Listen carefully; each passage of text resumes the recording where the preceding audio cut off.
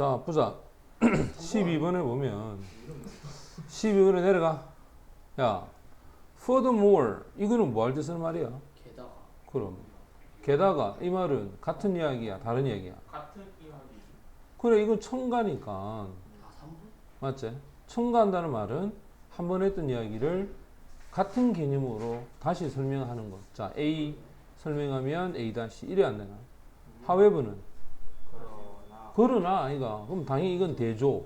그럼 대조가 되면 자, A와 B 서로 다른 이야기를 해야 되는 거야. 그럼 이 생각을 가지고 위에서 어떤 이야기로 연결하는가? 선생님이 항상 위에 처음보다는 요 노란 걸 먼저 봐야 돼. 자, 봐라. 이어서 A에 뭐 하는가 봐. 당신은 단서를, 픽업이란 말은 원래 이게 집어들다는 뜻이지. 어떤 비언어적인 단서들을 뭐지? 채택한다. 바로 listening이야. carefully, 조심스럽게 들어. 어떤 사람의 목소리, 그 다음에 강조하는 부분, emphasis, 그 다음 pace, 속도, 그 다음에 diction 하면 억양, 어투를 얘기하는 거야. 그러면 지금 주의 깊게 들어서 비언어적인 어떤 단서를 충분히 네가 이해해낼 수 있다라고 얘기를 했어. 그럼 앞에서는 뭐냐? 앞에서 이야기 흐름을 보면 자, 전화에 대한 의사소통에 대한 전문가들이 뭐지? 당신한테 말한다. 뭐라고 말하느냐? 접속사야. 대부분의 정보가 most of the information, 대부분의 정보가 that, 당연히 이거 주격 관계대명사죠. 전달이 된다. 의사소통을 통해 전달됩니다. 어떻게? 얼굴과 얼굴을 직접 마주대는 거야. 됐지? 즉 우리가 말하자면 대면을 하면서 의사소통이 되는 많은 정보들, 이 정보들이 나옵니다. 어디서 나오지? 어디서? 비언어적인 신호를 통해서. search as는 예를 들어 맞죠? 예를 들어 body language와 같은 거는 그럼 우리가 보통 대화 안 되면 몸짓으로 다 통화 막 대화되지, 그지? 근데 이것이 나타내 줍니다. 어떤 문제점을 나타낸다. 자, 여기가 포인트라. 문제가 발생한다는 거야. 의사소통을 할 때 네가 뭐 할 수 없는 거고 비언어적인 신호를 볼 수가 없지. 야, 전화를 하면 볼 수가 없잖아. 됐지? 비언어적인 어떤 신호를 전화를 통해 이야기하다 보면 네가 충분히 볼 수가 없으니까 뭐가 발생해? 문제가 있다. 따라서 부정적인 어떤 이야기를 했단 말이야. 근데 그 뒤에서 뭐라 그러지? 너는 비언어적 단서를 뭐 할 수 있다? 이해해서 선택할 수 있단 말이야. 어떻게? 잘 들어. 이런 것들을 잘 들어보면 할 수 있다. 그럼 얘는 할 수 없다? 할 수 있다. 앞뒤 말이 맞나 안 맞나? 안 맞잖아. 얘는 할 수 없다며 문제가 있다며. 근데 얘는 뭐라 했어? 목소리, 강조하는 거, 속도, 억양 이런 걸 통해서 알 수 있지. 여러분들 친구가 전화할 때 이름 얘기하는 낸데 나야. 그러면 정준의 목소리가 바로 그렇게 이름을 안 해도 그 목소리나 강조나 이런 걸 통해서 이해할 수 있잖아. 맞지?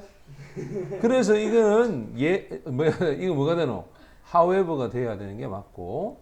자, 그러나 그다음 자, 또 올라가 보자 이제. 비록 능력이야. 들을 수 있는 이 능력이 이게 주어다. 대단히 중요하다. 어디에? 얼굴과 얼굴을 맞대는 대면의 의사소통에서는 사실은 듣는 능력이 중요하지만 중요하다. critical. 바로 멀리 떨어져 있는 상태에서의 의사소통도 중요하다는 거야.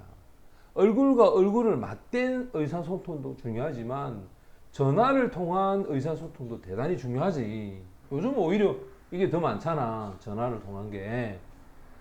자, as much as possible 하면 가능한 한, 그지? 가능한 한 많이, 여기가 주어다. 얻는 거야. 이게 동사고. 가능한 한 많이 뭐로부터?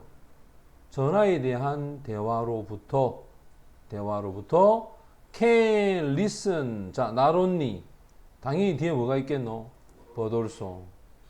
봐라. 어떤 사람이 말하는 것에 너는 귀를 기울여서 들을 수 있는 것뿐만 아니라 A. 어떻게 말하는지. 맞지? 이것 또한 네가 들을 수가 있다는 거야. 또는 그것을 뭐 말하지 않아도 들을 수 있어.